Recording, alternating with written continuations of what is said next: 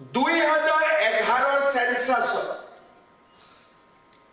আমি অসমত হিন্দু আৰু মুছলমানৰ যেতিয়া ব্ৰেকআপ চাওঁ মুছলমান 34%, 3% অসমীয়া মুছলমানক যদি আমি বাদ দিওঁ বাংলাদেশৰ পৰা বিভিন্ন সময়ত প্ৰব্ৰজন কৰা মুছলমান মানুহৰ সংখ্যা আজি অসমত 2011 চনত 31%, 2021 সেন্সাস হোৱা নাই, প্ৰত্যেক সেন্সাসতে 4% ইনক্ৰিজ হয়, 2021 পৰা 25 হ'ল আৰু 5 বছৰ আৰু 2%, 2027 যেতিয়া সেন্সাসৰ প্ৰতিবেদন ওলাব অসমত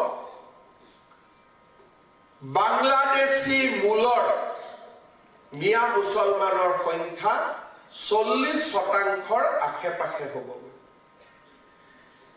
কোনোবাই ক'ব পাৰে যে ঠিক আছে তেওঁলোকো থাকিব আমিও থাকিম, কিন্তু আমাৰ ধৰ্মই সকলোকে আদৰি লয়। আজি বাংলাদেশৰ শেহতীয়া ঘটনাৱলীয়ে আমাক সকলোকে স্পষ্টভাৱে বুজাই দিছে they believe in exclusiveness.